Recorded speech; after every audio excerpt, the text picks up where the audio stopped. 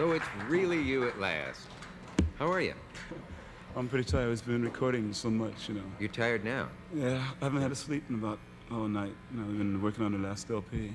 How much sleep do you need to be alert? Alert? I guess about 8. 8 hours? Yeah, I had about 8 minutes, so, you know. I think that answers itself, yeah. I've slept longer than that in my monologue. Want to cut the racket off on the sound here? Nice gentleman. What is that sound that we hear irritating us so dreadfully? Well, it sounds something like the New York street. I don't know. It's like today the air is all static, so the amplifiers are static. Music is loud, the air is loud, and you know we're trying to settle things down a little bit. But it's going to take like a rest, you know. I asked a practical question and got a philosophical answer. Is that philosophical? I thought it was. You said there's static in the air today and all. Yeah, well, I was just trying to get a point across before we, you know, take our rest. Oh, I'm sorry, he's still on. We're going to both sack out. Mr. Young, will you entertain the audience for us? Let me ask you something. What really happened to you that night at Woodstock? Did you stay on so long you just really were? No, we was playing in the morning. Yeah. And it was announced that it was canceled. The show at the Cavett was canceled. So, and then later on it was announced that it was on. Oh, really? And I didn't know what was happening. I was so exhausted, you know. Yeah. It was like what do you call those things? Nervous breakdown or whatever, you know. Physical breakdown. Yeah. You don't suppose it was a real... You didn't have you ever had a nervous breakdown? Yeah, about 3 of them since I've been in this group, since I've been in this business, you know. Really? Mm.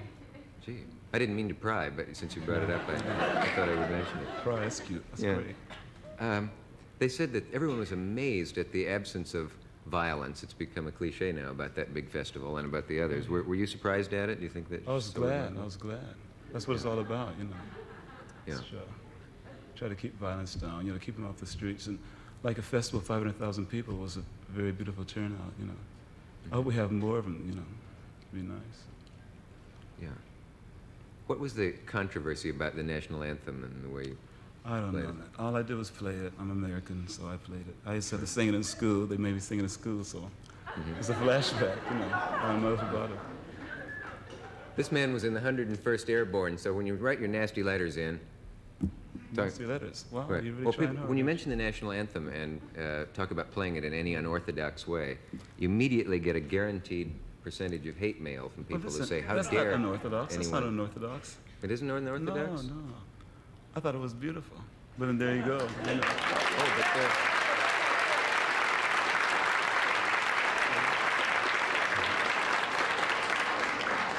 don't you find that there's a certain mad beauty in unorthodoxy? Yeah, right. I knew you'd do that someday. I knew you'd wig out on my shirt. Right. Don't forget it. Do they ever send that shirt back with too much starch in the collar? I don't know, man. I don't know nothing. I know nothing about it. That's the best shirt I've seen in a long time. Why do the super groups keep breaking up? There are always rumors that your group is breaking up and Big Brother broke up and... Well, probably because like they want to get into individual things on their own, or maybe they might want to get into other things besides music, you know.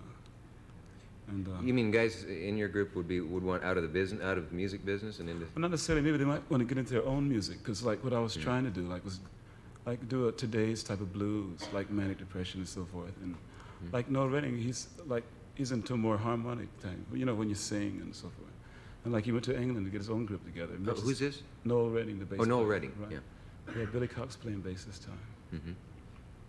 And I think it's the last job we'll do until we, you know, take a rest. Really? It's like we've been working very hard for 3 years, you know. Can you tell some nights you're just not making it at all? Do you ever have the urge to just walk off and... That's why I hate compliments. You know, compliments are so embarrassing sometimes, because you know really the truth of what's happening. And sometimes people don't really try to understand, you know, it's like a circus that might come in town. So, wow, watch that, you know. And then as soon as you fade away, well, then they go on and feed upon the next thing, you know. But it's all right. It's just part of life. I'm digging it myself.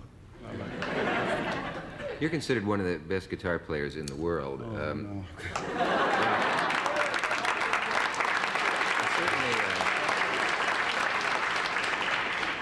Well, one of the best in this studio, anyway. How about one of the best sitting in this chair? How about Yeah. Do you have to practice every day the way a violinist does? I mean, if you're not working, say you're off in England and you're just taking off a couple months, do you have to keep shape every day? Yeah, well, I like to play to myself in the room or before we go on stage or something like this, or whenever I feel like whenever I feel down or depressed or whatever, I just go on and play. And I can't practice, so it's just always constantly, what do you call it, like a jam, It's hard for me to remember any notes because I'm constantly trying to create other things. That's why I make a lot of mistakes. Do you read music? No, not at all. No. Do you ever run into any of the guys from the old 101st? Yeah, I run into my friends. Yeah.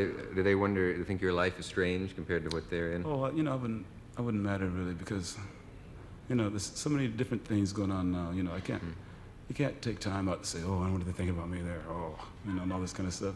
I can't go through all that. I've been going through it for 3 years. I think they're pretty well off if they ever get out of that stuff. To see me again, it's for me to see them. I feel very lucky about that. You're still looking for that certain girl? Certain girl? What girl? The certain one. Oh. You're not married? No. Do you see yourself married ever? No, I hope not. But you'll never get a situation comedy on television, then. I hope not. By that time, I think it would be obsolete.